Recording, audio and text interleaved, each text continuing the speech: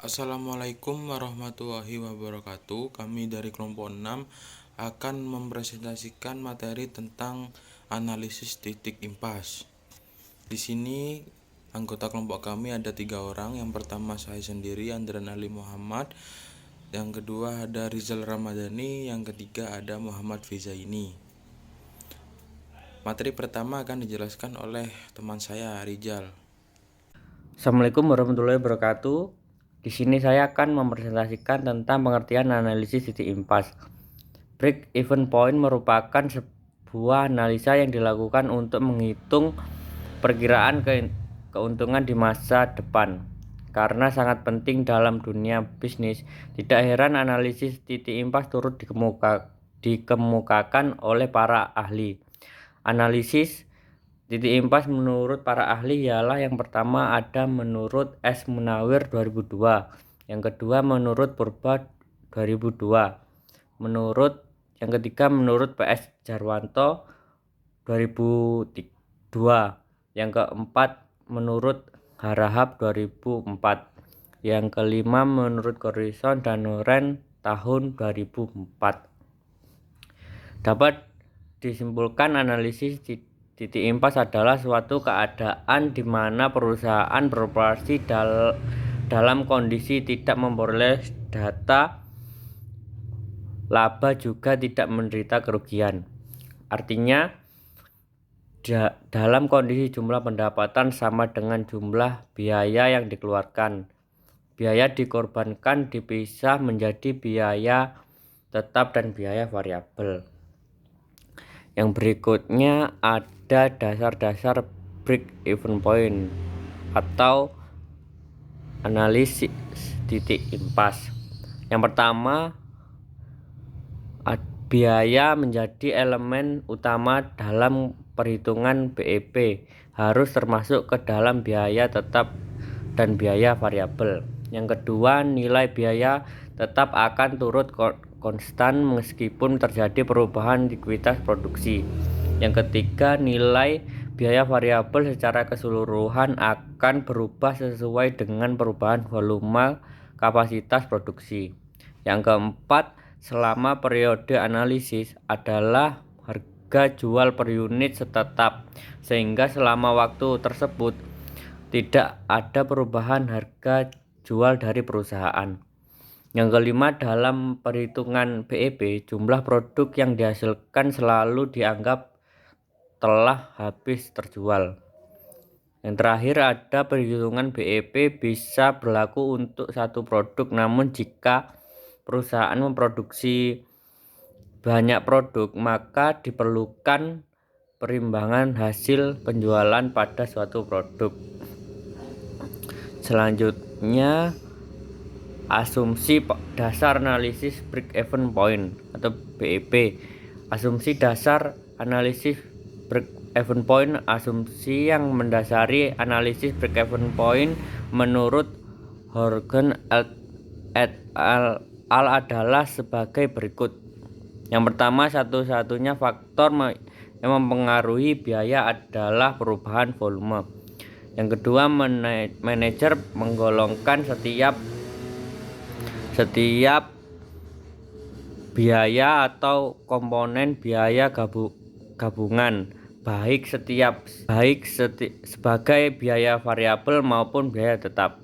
Yang ketiga, beban dan pendapatan adalah linier dan di seluruh cakupan volume relevannya.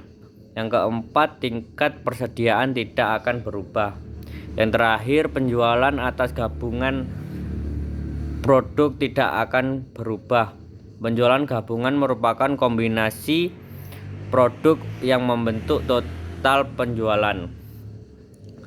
Analisis break-even point berguna apabila asumsi bisa dipenuhi, tetapi dalam kenyataannya sebenarnya lebih banyak asumsi yang tidak dapat dipenuhi. Namun perubahan asumsi ini tidak mengurangi validitas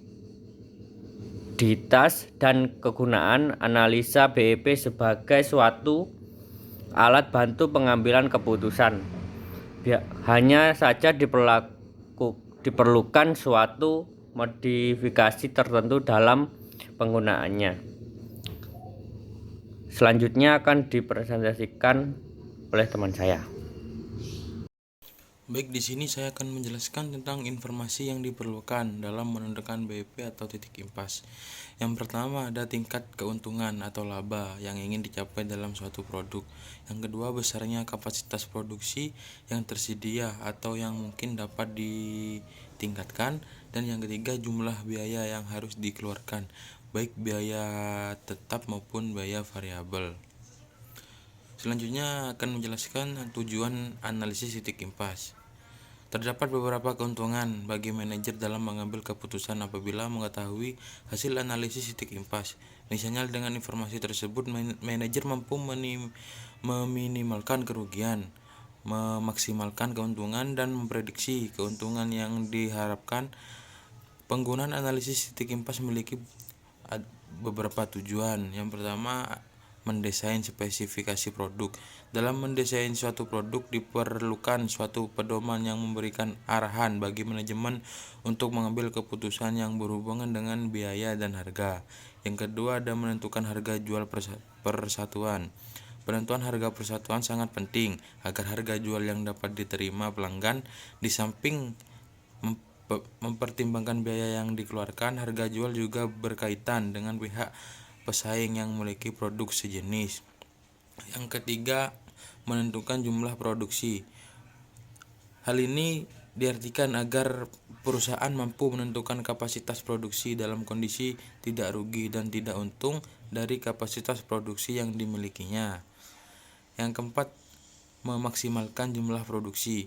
Dengan analisis titik impas, produsen akan tahu apakah jumlah produksi sudah maksimal atau belum. Tujuannya adalah agar jangan sampai ada kapasitas produk yang menganggur. Yang terakhir, yang kelima, merencanakan laba yang diinginkan. Menentukan perencanaan laba yang diinginkan adalah manajemen mampu merencanakan laba yang diinginkan dengan kapasitas produk tertentu. Besarnya laba dapat diukur dari batas minimal produk atau jumlah biaya yang diproduksi. Kemudian manajemen mampu merencanakan atau menentukan jumlah keuntungan setiap unit produksi yang dijual. Selanjutnya, fungsi dari analisis titik impas. Yang pertama, mengetahui nilai BEP atau titik impas membantu pengusaha dalam menentukan volume kapasitas produksi yang tersisa setelah tercapainya BEP. Dengan mengetahui nilai BEP tersebut, maka akan mendapatkan proyeksi laba maksimum yang dapat diperoleh. Yang kedua, dengan adanya nilai BEP, maka perusahaan bisa menentukan langkah efisiensi kerja yang bisa dilakukan, sebagai contoh penggantian tenaga kerja dengan mesin.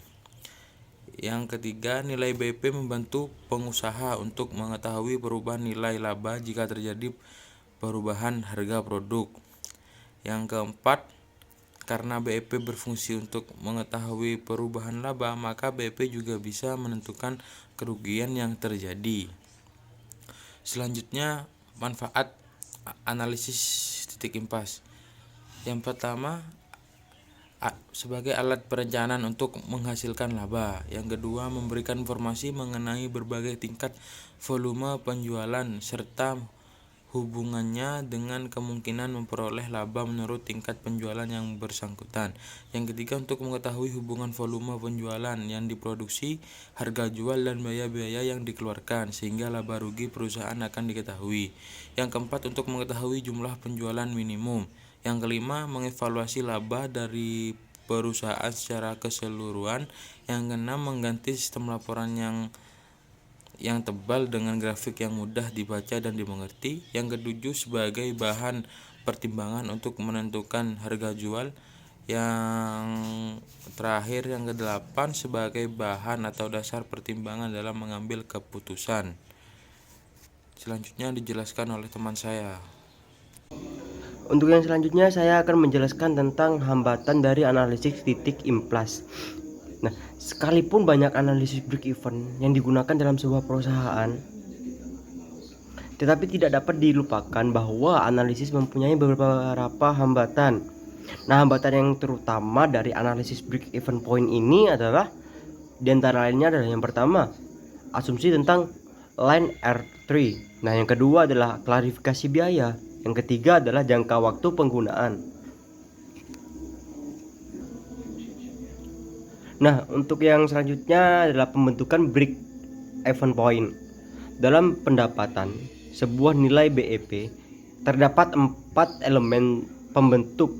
4 elemen pembentuk tersebut adalah yang pertama biaya tetap atau fixed cost, harga jual atau price, terus biaya variabel atau variable cost, dan pendapatan.